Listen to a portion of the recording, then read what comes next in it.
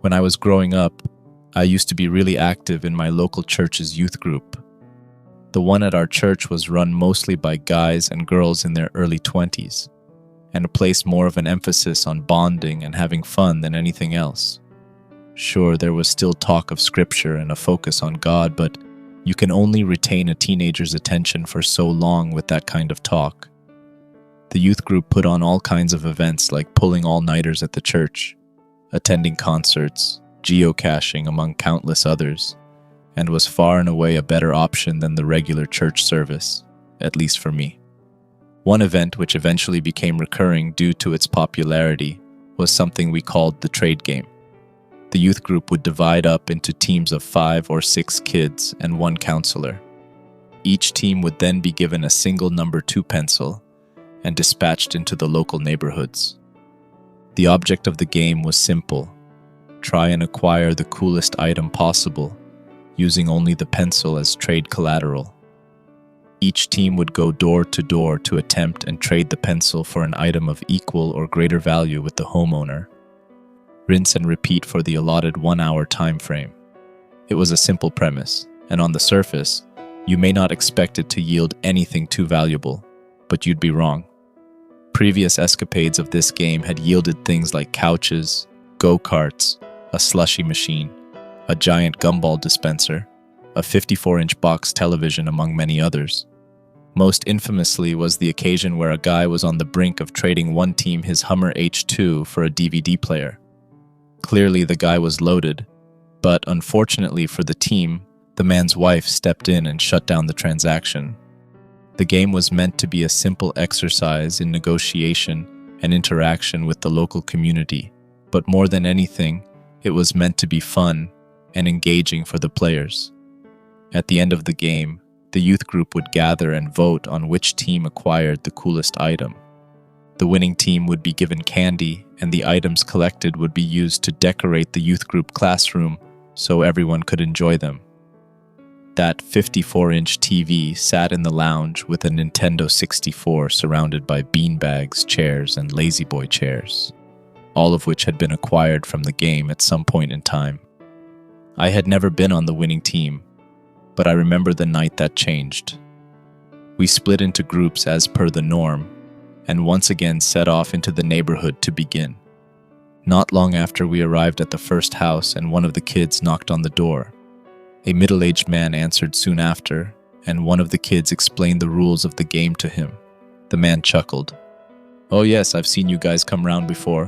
What do you got to trade this time?" he asked. We showed him the pencil, and he appeared to ponder it a moment.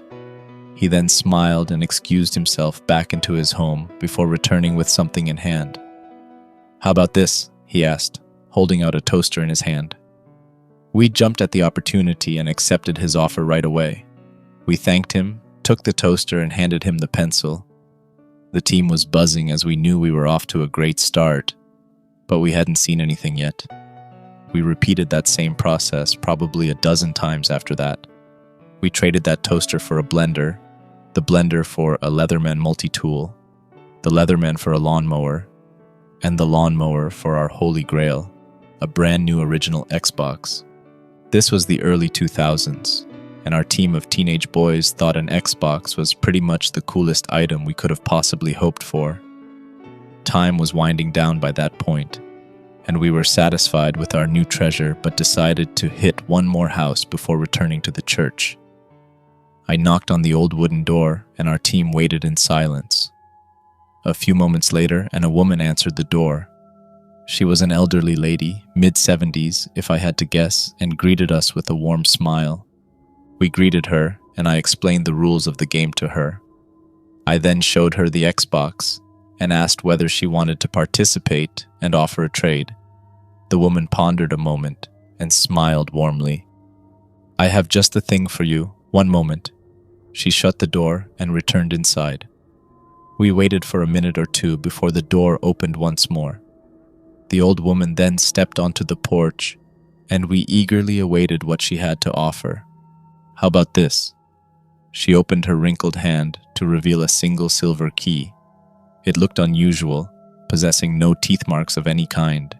It just looked like a rough key before a keymaker cut it to the right dimensions. There was a symbol on the hilt, but I didn't recognize it.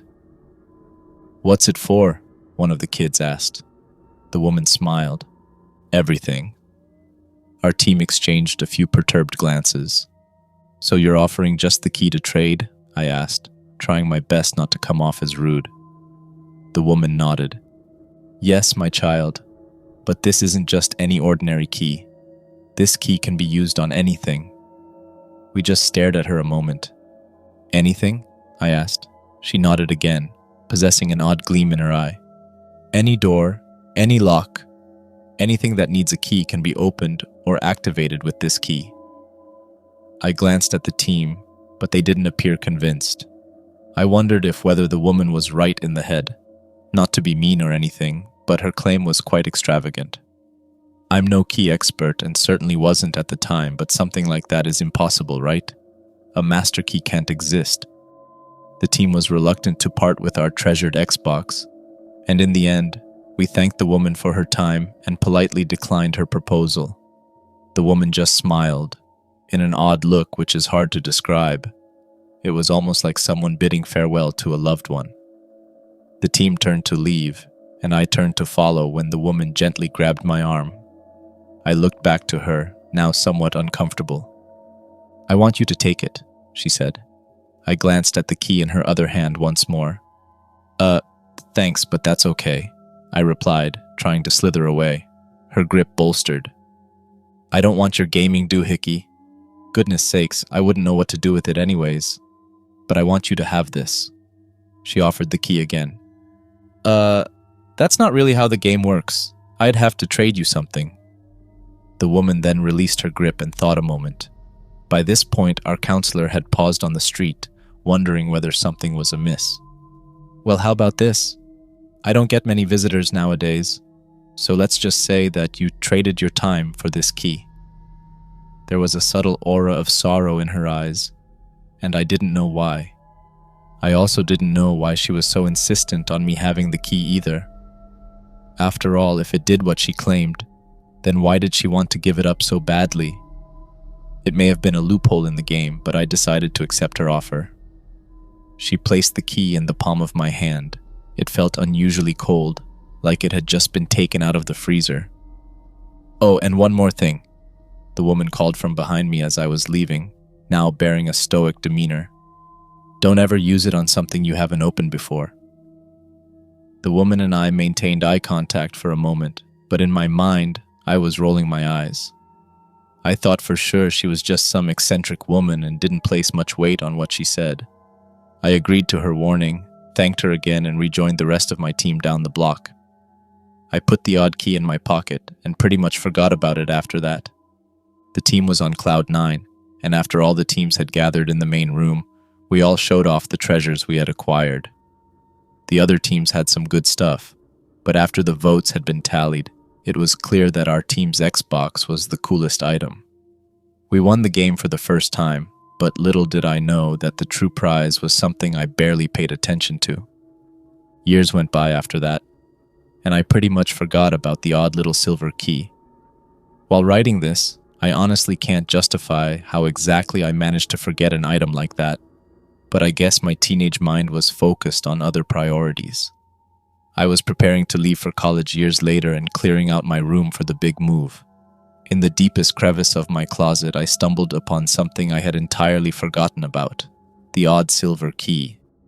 It felt as cold to the touch as it did the day I had received it, like it had been kept in cryo storage for all those years. The memories of my encounter with the woman suddenly all came flooding back. I decided to test it and went outside and locked the front door of my parents' house. I then pulled the silver key and placed it in the slot, feeling a bit ridiculous that I actually was trying something like that. To my utter disbelief, it clicked. I turned the knob, and the door opened. I could hardly believe it, but the old woman's words appeared true. Still not entirely convinced, I tried the same thing on my dad's safe.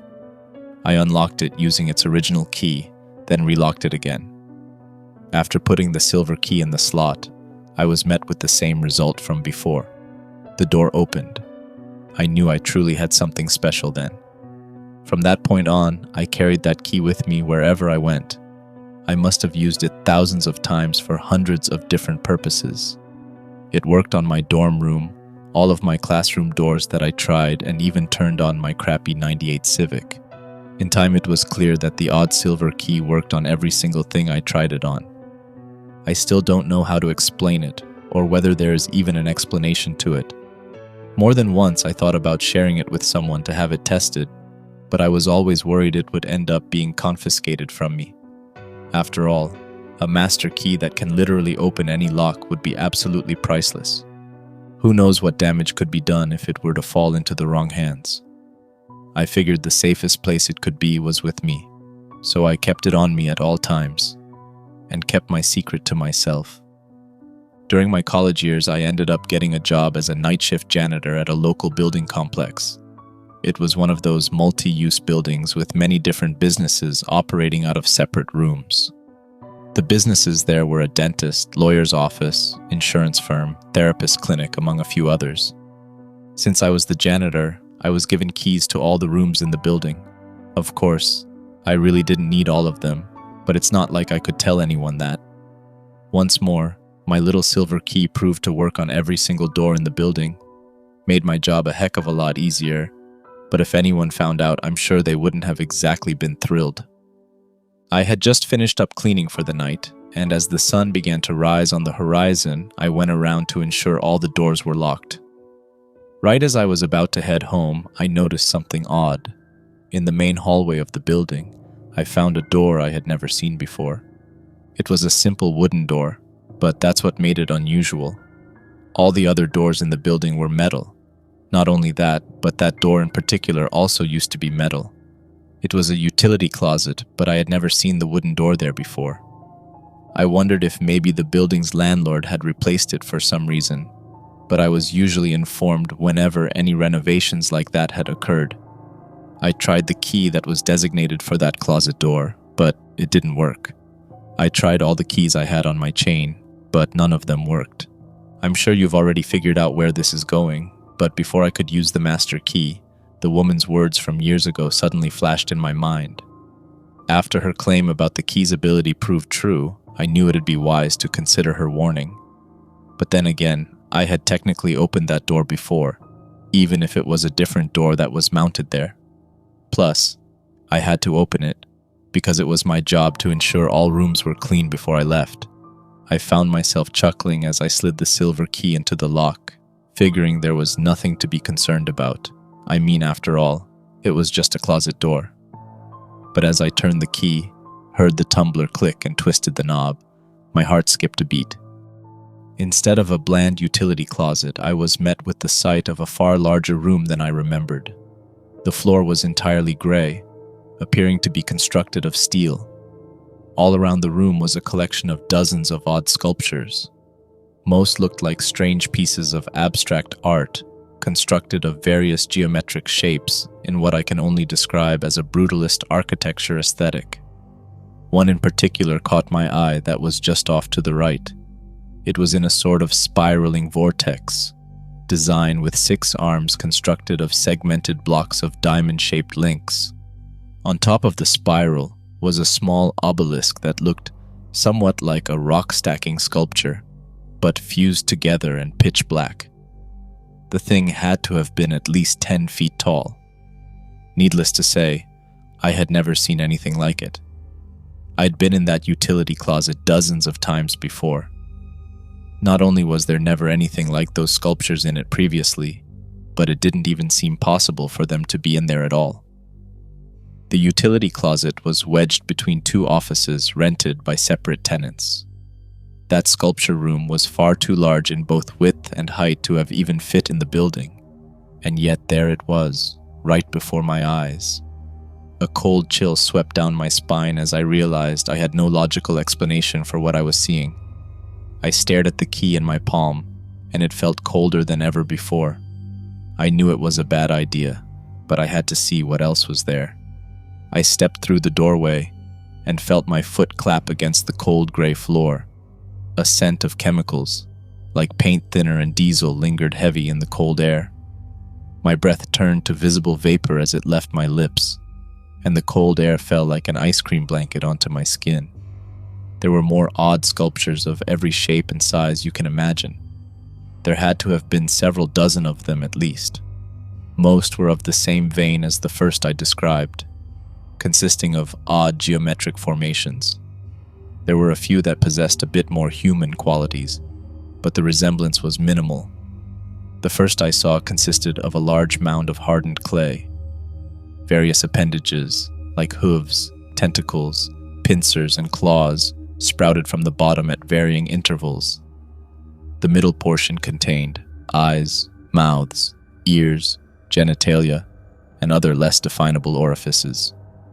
On the top of the mound were two semi-humanoid creatures facing one another on their knees.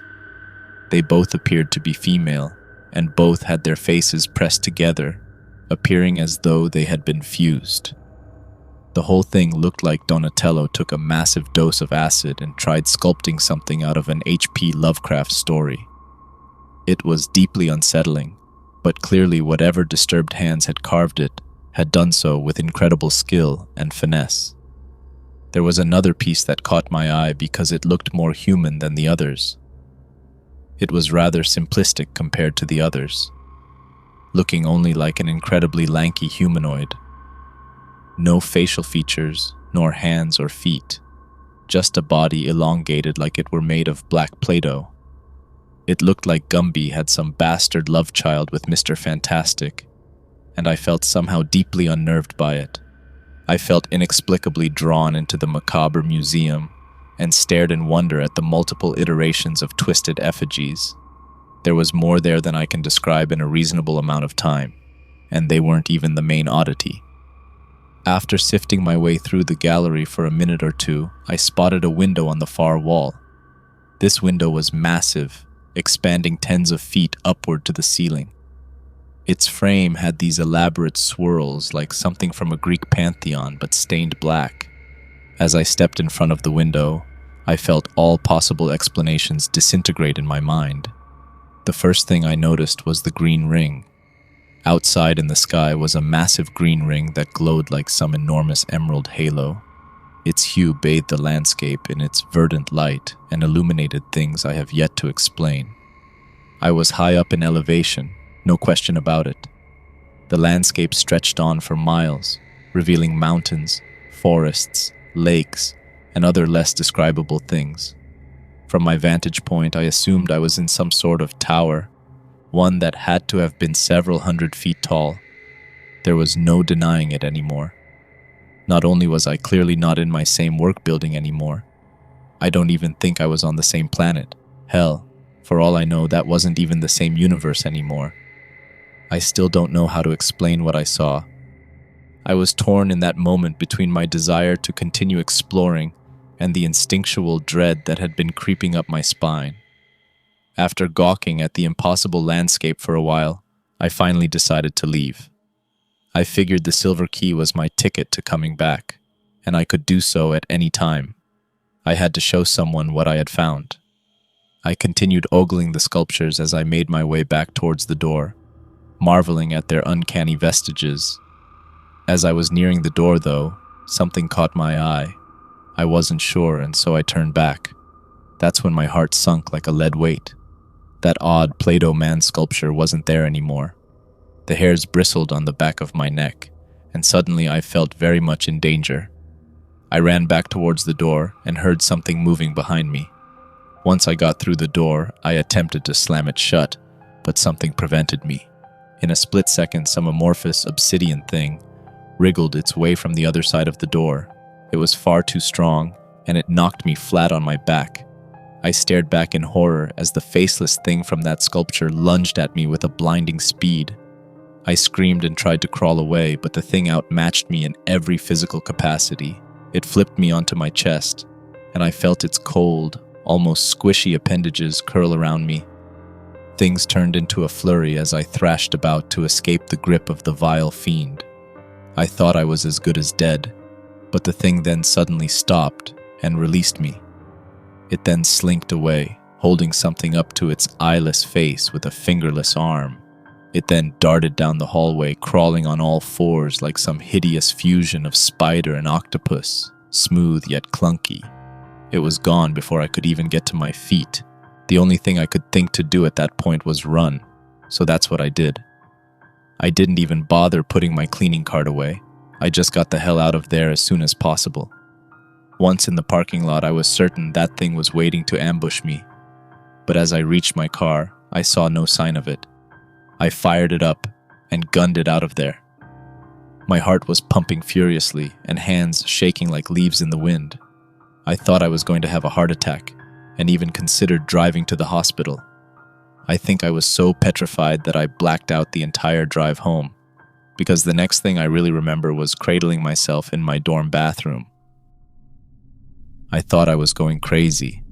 I thought I was in the midst of a psychotic break or a schizophrenic episode. I don't know how those things work, and have never been diagnosed with any mental disorder like that, but it was my only explanation. I had to have hallucinated the whole thing. There's just no way I actually had a key that opened a door to another dimension, right? That was when I realized something even worse. I didn't have the key anymore. I looked everywhere for it, but I couldn't find it. I even thought about going back to work to look, but exhaustion and fear prevented me. Questioning your own mental state is one of the scariest things I've ever been through, but now I think the truth may be even worse. For the rest of that day, I only managed to keep my sanity intact by ironically convincing myself I was not in sound mind. I rationalized that the key I had used for years to open my dorm, start my car, and just about every other usage imaginable was nothing more than an extraordinarily complex and persistent hallucination. I told myself I would check myself in to get the help I believed I needed as soon as possible.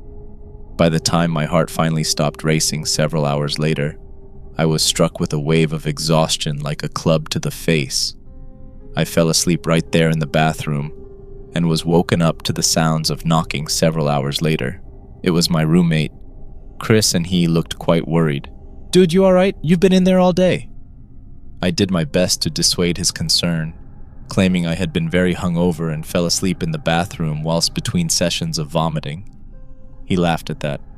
"Oh, thank God, man, I was worried you got caught up in that shit at your building." I peeked an eyebrow at him. "What are you talking about?" I asked, causing Chris to mirror my confusion. "At the Zenith complex downtown. That's where you work, right? Did you work last night?" I nodded, replying yes to both questions. "Did you hear what happened?" My heart sunk as Chris pulled out his phone. After a few seconds of typing, he turned the phone to face me. On his screen was an article from a local news outlet.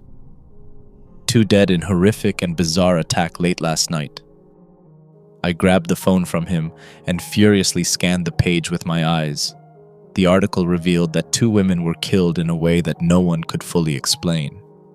They found one woman who was a secretary for the insurance firm cut in half, with her lower section solidified in some kind of stone material, whilst her torso remained flesh. The other woman was a dental hygienist and had been decapitated, with her headless corpse sprawled in the hallway and a stone replica of her head laying a few feet away. Whether that stone was actually her head or not, I still don't know, and I don't think anyone does. Paranoia and crippling guilt surged into my gut like never before, and it was so abrasive that I collapsed to my knees. Once again, I questioned my own sanity. Was it me that did it? Did my mind simply concoct an illusion to convince me otherwise? I don't know if that explanation would have been worse or better than the truth I now know, considering the attack happened well after I had already left. I've been holed up in my apartment ever since that happened earlier today. I know it's only a matter of time before the cops come to interview me, but what am I even supposed to say?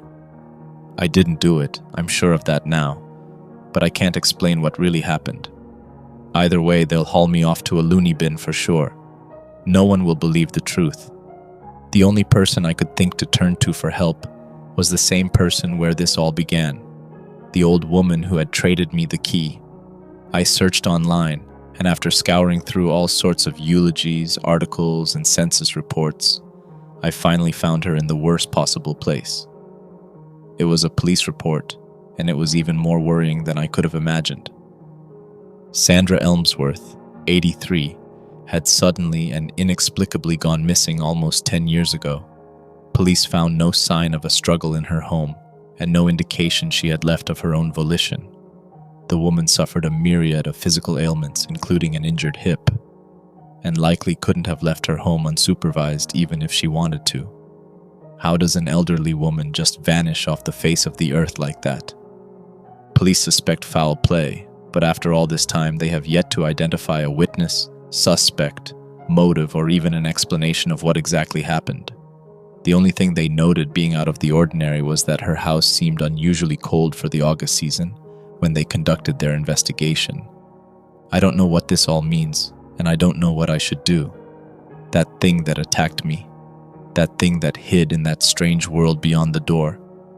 I let it out, and now I think it has the key.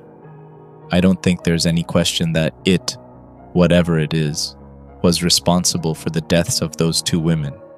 Why didn't it kill me? What even is it, and what was that place it came from?